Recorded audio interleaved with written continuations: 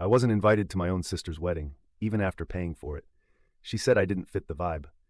But the smile vanished from her face when the venue canceled everything at the last minute, and she realized this. Hey everyone! Before we dive in, I have a quick favor to ask. If you enjoy content like this, please hit the subscribe button. It's free, supports the channel, and ensures you never miss out on amazing videos. Alright, let's get started. I still remember the exact moment I found out. It wasn't through a heartfelt conversation, a mistake in the mail, or even a passing mention. No. I discovered I wasn't invited to my own sister's wedding the way someone finds out about a party they were never meant to know about, through a social media post. Picture a beautifully designed invitation card, embossed with gold lettering, delicately placed atop white satin fabric. The caption read, "The countdown begins. Can't wait to celebrate with all my loved ones on the most special day of my life." All her loved ones, but not me. At first I thought it was a mistake. Maybe my invitation was still in the mail. Maybe she just hadn't gotten around to telling me in person. I had, after all, spent the last 6 months bending over backward to make sure she had the wedding of her dreams. I paid for the venue deposit when she and her fiancé were short on cash. I covered the catering advance when my parents hesitated. I even gave her money for a dress that, ironically, she hadn't even shown me yet. I scrolled through the comments under the post, my stomach twisting. Friends, relatives, colleagues, everyone was gushing about how excited they were to be part of the big, big day. Someone even joked about how exclusive the guest list must be. Exclusive. That's when the sick feeling started to creep in. I sent her a message. Nothing dramatic. Just a simple, "Hey, I saw the post. I never got my invite. Did it get lost?" I stared at my phone, waiting for the 3 little dots to appear. They didn't. An hour passed. Then 2. By the time the sun set, I had convinced myself I was overreacting. Maybe she was busy. Maybe she just forgot to reply. And then at 10:34 p.m., my phone buzzed.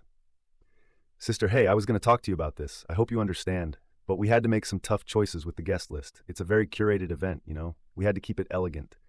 No offense, but you don't really fit the vibe. I know you'll be happy for me from afar, though. Love you." Curated event.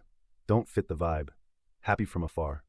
I read the message 3 times before it really sank in. I wasn't just forgotten. I was intentionally left out. And I knew exactly why. I wasn't like my sister's friends with their polished nails, expensive suits, and artificial laughs that filled high-end cocktail parties. I didn't work in an office with a shiny title or talk about investments over brunch. I owned an auto repair shop, a successful one, the kind that made very good money, especially since I specialized in luxury vehicles. But that didn't matter to my family. To them, I wasn't a businessman. I was just a grease-stained mechanic, a guy who always smelled like gasoline, whose hands were permanently rough from years of hard work. My sister had always looked down on me for that. She thought real success meant sitting in an air-conditioned office, wearing a suit, running a respectable business, not running a garage, no matter how much money it made. She never said it outright, but I saw it in her eyes every time I showed up to family dinners in my work clothes. The slight wrinkle of her nose when I walked in. The way she introduced me to her friends with a quick, dismissive, "Oh, my brother just runs some car shop," like I was an embarrassment. And now, after everything I had done for her, she had curated me out of her perfect little wedding. I had financed the wedding, and somehow I wasn't good enough to attend it. I should have seen it coming. It wasn't the first time my family had made me feel like an outsider. The signs had been there for years. Small jabs at family dinners, dismissive comments about my business, the way my parents beamed with pride when my sister got promoted at her marketing firm, but barely acknowledged when I expanded my shop. But no matter how they treated me, I never said no when they needed me. When my sister wanted a lavish wedding but couldn't afford it, I was the one who stepped in. I covered the venue deposit, the catering advance, even part of her wedding dress, and I never asked for anything in return. "You know how expensive weddings are," she had whined one night over dinner at my parents' house, swirling her wine glass dramatically. "If you want something nice, you have to pay for it." I had replied, half joking, "Easy for you to say." She had huffed, "You don't have student loans. You don't have to keep up a professional appearance. You wear the same boots every day." That was my sister in a nutshell. She equated success with appearances. She never cared that I built my business from the ground up, that I worked 60-hour weeks to make sure my employees had stable jobs, that I earned every damn dollar I had. To her, I was just the guy with oil-stained hands and working-class problems. But I still helped. When she and her fiancé came up short, I wired the money without hesitation. I told myself it was for family, that I wasn't doing it for recognition. Yet here I was, not even worthy of an invitation. The night I read her message, I didn't sleep. I kept going over every moment of the past few months, trying to pinpoint when exactly she decided I wasn't good enough to be seen at her wedding. Was it when I showed up to a family gathering straight from the shop, still in my uniform? Was it when she introduced me to her fancy friends as, my brother, he works with cars, like I was some random guy changing tires on the street? Or had she always thought of me this way? The next morning, I drove to my parents' house. I didn't announce myself. I wanted to hear what they'd say when they weren't expecting me. As soon as I stepped inside, I heard my mother's voice from the kitchen. "Well, you know how he is," she was saying, her tone laced with the same quiet disappointment I had grown used to. "I just don't want him embarrassing me," my sister replied. "It's going to be a sophisticated event. I can't have him showing up looking like he just crawled out from under a car." I clenched my jaw. "He's family," my dad mumbled, but his voice lacked conviction. "Exactly. And he should understand that this isn't about him," my sister snapped. "I don't need him there making people uncomfortable. He doesn't belong in that kind of setting." I had heard enough. I pushed the door open, stepping into the kitchen. My sister went pale when she saw me, my mother quickly busying herself with stirring something that didn't need stirring. "So that's how you see me?" I asked, my voice calm. My sister hesitated before straightening her shoulders. "Don't take it personally. It's just not your kind of crowd." "My kind of crowd?" I echoed, crossing my arms. "Come on, you know what I mean," she huffed. "Everyone there is from the corporate world. Lawyers, executives, people who actually network. You don't have anything in common with them." "Right, because I don't sit in an office and push paper all day. I must be too dumb to hold a conversation." "I never said that," she said quickly, but her face gave her away. My mother sighed. "Sweetheart, it's just a different kind of event. You have to admit, you do come off a little rough sometimes. You're always in those work clothes and you don't carry yourself the way her guests do." "I own a business," I said, keeping my voice steady. "I make more money than half of those sophisticated people you're inviting. But because I don't wear a suit every day, I'm not good enough?" My sister groaned. "It's not about money, it's about image. Look, you helped a lot with the wedding, and I appreciate it. But this is my day. I need everything to be perfect. I just don't think you'd fit in there." It was the truth. It didn't matter that I had covered her bills, that I had bailed her out countless times when she overspent, that I had done more for this family than anyone else. To them, I would always be the dirty mechanic. I exhaled slowly, nodding. "Got it." "Oh, don't be like that," my mother interjected. "We'll have a nice family dinner after the honeymoon. Just us. That'll be more your style." I smiled, but it wasn't out of kindness. "You're right," I said, reaching for my car keys. "That would be more my style. Because in my world, when someone helps you, you don't turn around and treat them like garbage." I walked out before they could say another word. As I drove back to my shop, my phone buzzed with a text from my sister. "Sister, don't make this a big deal, okay? You know I love you. Hope you can still help with the final payment for the cake. It's due Friday." So, I laughed. I laughed so hard I had to pull over. She really thought I was still going to pay. She thought I would swallow my pride like I always did. She had no idea that was done. By the time I pulled into my shop, I had already made my decision. For years, I had been the family's safety net, the one they turned to when things got tough, the one who always said yes, no matter how much it cost me. I had convinced myself it was my duty, that it was what family did. But this was the last straw. My sister didn't just take my money. She took it while looking down on me.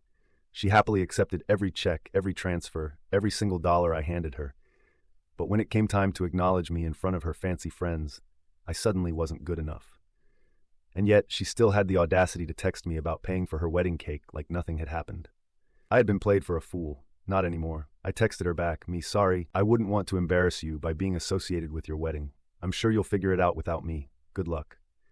No emojis, no fake kindness, just a clear message. Not even 5 minutes passed before she called. I let it go to voicemail. She called again, then my mother, then my father. By the time I closed up shop that night, I had 12 missed calls. The next morning, I woke up to a series of frantic texts. "Sister, what do you mean you're not paying? The cake is already ordered. So you can't just back out. We're counting on you." "Mom, sweetheart, don't be spiteful. It's just a misunderstanding. Let's talk. We raised you better than this." I stared at my phone, shaking my head. Not a single one of them apologized. Not one, "I'm sorry we hurt you." Just expectations. Just the assumption that I would keep playing my role. I called my sister. She picked up on the first ring. "Oh my God, finally! Listen, I don't know what's gotten into you, but you're acting crazy. You already agreed to pay." "I changed my mind." I cut in. Silence. "What?" "I changed my mind," I repeated, slowly letting it sink in. "I'm not paying another dime. You'll have to figure it out yourself." "Are you serious right now?" she screeched. "You're really going to betray me like this?" I laughed. "Screw you over? You mean like how you conveniently forgot to invite me because I don't fit the vibe of your wedding? Or how you and Mom were talking about me like I was some embarrassment? That kind of screwing over? She huffed. Oh my God, it's not the same thing. That was about appearances. I didn't mean it in a bad way. But this is actual money, real responsibility, and it's not my problem. I said calmly, you didn't want me at your wedding. Fine, but you don't get to take my money while pretending I don't exist. You made it clear I don't belong, so I'm acting accordingly. Oh, don't be so dramatic, she snapped. You're just mad because you didn't get an invite. Grow up, I exhaled through my nose, keeping my temper in check. You know what's funny? I said. You think I'm upset about the invitation. That's not it. It's the fact that you used me, that you treated me like an ATM and still had the nerve to look down on me. That's what pisses me off. Oh, please, she scoffed. You have plenty of money. You wouldn't even miss it. And there it was. It wasn't gratitude. It wasn't even entitlement anymore. It was pure, blatant greed. You're right, I said, my voice colder now. I have plenty of money, and none of it is going to you. Ever again. Wait, she started, but I hung up. This time, I was done. I didn't hear from her again for the rest of the week. But my parents, they wouldn't let it go. By Saturday, I was getting guilt-tripped from every angle. Your sister is under so much stress, my mom whined. Can't you just do this one thing? It's already planned, my dad added. What's a couple of thousand to you? Family helps family, my mother kept repeating, as if that was supposed to mean something. But I had heard enough, so I finally said it. Family helps family? Funny, I don't remember any of you helping me when I was starting my business, or when I was working 16-hour days to make sure I could afford everything on my own, or when I paid for half of her wedding and still got treated like dirt. Silence. You guys can figure this out, I finished. I'm out. I hung up and blocked their numbers, let them squirm. I didn't expect silence. Not from my sister, not from my parents, not from anyone in my family who had spent years treating me like their personal ATM. I expected calls begging, maybe even some thinly veiled threats disguised as, you'll regret this, or you're being selfish. But for 2 whole days, my phone stayed silent. And that's when I knew. They weren't ignoring me out of anger. They were scrambling, trying to figure out how to replace the money I had just ripped away from them, trying to undo the damage of assuming I would always be there, no matter how they treated me. And then on the 3rd day, my mother showed up at my shop. She didn't call first. She just walked in like she owned the place, her eyes darting around at the cars being worked on, at my employees moving efficiently from one task to the next. I wiped my hands on a rag and crossed my arms. Something wrong? We need to talk, she said, her voice tight. I gestured to the office. By all means. She walked inside, sat down in the chair across from my desk, and folded her hands in her lap. She looked uncomfortable, like she didn't belong here, like she'd rather be anywhere else. I took my time sitting down. I wanted her to feel that discomfort. Your sister is in trouble, she finally said. I raised an eyebrow. Oh, don't act like you don't know. I don't, I said, leaning back, but I have a feeling you're going to tell me. She exhaled sharply, as if she was the one who had a right to be frustrated. The bakery won't release the wedding cake unless they get the rest of the payment. The venue is threatening to cancel the reception unless she settles the remaining balance, and she still hasn't finished paying the florist. I stayed quiet. The wedding is in 2 weeks, and she doesn't have the money, my mother pressed. She can't cover all this on her own. That's unfortunate, I said. She blinked at me as if she couldn't believe I wasn't leaping to fix it. You have the money, she said carefully, like she was speaking to a child. You could help her, and you wouldn't even feel it. I gave her a slow smile. And yet here we are. Her nostrils flared. Stop being petty. You agreed to pay, and she planned everything around that agreement. You can't just pull out at the last second. I tilted my head. You mean like how she planned her guest list without me? Funny how that works. This isn't the same thing. Sure it is, I said. She made a choice. I made mine. She wanted a wedding without me in it. Great. That means she doesn't need my money either. Oh, for God's sake, my mother muttered, rubbing her temples. I waited for her to try something new, to guilt me, to remind me that family helps family, that I shouldn't hold grudges, that this isn't how I was raised. Instead, she let out a slow breath and sat up straighter. If you don't help her, she's going to have to downgrade everything. She'll be humiliated. People will talk. I laughed. Now we're getting to the real problem. Her face darkened. It's not just about appearances, she said stiffly. She deserves a beautiful wedding. She deserves exactly what she can afford, I corrected. And clearly that's not the wedding she planned. Her lips pressed into a thin line. So that's it? You're just going to sit here and let your sister suffer? She's not suffering, I said flatly. She's getting a reality check, one that's long overdue. My mother stared at me for a long moment, her expression unreadable. Then she stood up, smoothed her blouse, and adjusted the strap of her purse. You'll regret this, she said simply. I shrugged. Maybe. She left without another word, and I felt nothing but relief. Over the next few days, the cracks in my sister's perfect wedding plans started to show. First, she posted a vague status on Facebook. It's so hard when people you count on let you down. But I guess that's life, right? I ignored it. Then I got a call from a mutual cousin. Dude, what's going on? Your sister's freaking out. She said you bailed on paying for the wedding. That's correct, I said. But why? Because she didn't invite me, I said simply. Silence. Then, oh yeah, okay, I get that. The next day, my sister texted me. Sister, can we talk? I waited an hour before replying. Talk about what? I don't want things to be like this between us. Can we meet for coffee? I almost laughed. She didn't want things to be like this. The same sister who had deliberately excluded me from the most important day of her life because I didn't fit her image. No, she didn't want things to be like this because it was inconvenient for her. But I was curious, so I agreed. When I arrived at the coffee shop, she was already there, tapping her manicured nails against her cup. She gave me a hesitant smile. Hey, I said, sitting down. She sighed dramatically. Look, I know you're upset. I'm not upset, I interrupted. I just finally see things clearly. She frowned. What's that supposed to mean? It means I get it now. I'm useful when you need something. But the second I become an inconvenience to your perfect little world, you toss me aside. That's not fair, she protested. Isn't it? I leaned back. You didn't think I was good enough to be at your wedding, but my money was good enough. You can't have it both ways. She pursed her lips. I just wanted everything to be perfect, and I did think you'd care. Well, now you know, I said. She hesitated. If I invite you now, will you help? I smiled. Then I stood up. Enjoy your wedding, sis, I said, but you'll have to figure it out without me, and I walked out. The morning of my sister's wedding, I woke up feeling light. No stress, no guilt, no obligations. For the first time in years, I wasn't burdened by their expectations. I had no reason to rush around fixing last-minute problems. No one was calling me to cover extra costs or begging me to step in and save the day, because I wasn't invited, and because I had finally stopped caring. But apparently my family hadn't stopped caring about my money. At 11:27 a.m., I got the first call, Mom. I let it ring. At 11:42 a.m., my dad tried, ignored. At 12:03 p.m., my phone lit up with a text from my cousin. Cousin, bro, you're not going to believe this. The venue just kicked them out. I stared at the screen, and then I laughed. The disaster. I had warned them. I had given them every chance to fix their mess. Instead, my sister assumed someone, anyone, would step in at the last second. But no one did. Without the final payment, the venue canceled. The staff literally locked the doors while the guests were arriving. People were standing outside in suits and cocktail dresses, confused, as the wedding planner scrambled to explain. And my sister, she was hysterical. The fancy 5-tier cake, never delivered. The high-end floral arrangements, canceled. The high-profile wedding she had bragged about for months, gone. At 1:15 p.m., she finally called me. I picked up. What? I said, my voice flat. Are you happy now? She shrieked. I leaned back in my chair. Amused. About what? You know exactly what, she snapped. The wedding is ruined. Oh, I said casually. Didn't have enough money? You knew we didn't have enough money, she screamed. You were supposed to help. You promised, I chuckled. No, you assumed. Silence. You let me fail, she finally said, her voice shaking. No, I corrected. You failed all on your own. And then, for the first time, she broke. I don't understand, she whispered. Why couldn't you just help? After everything we've been through, after everything I've done. Everything you've done.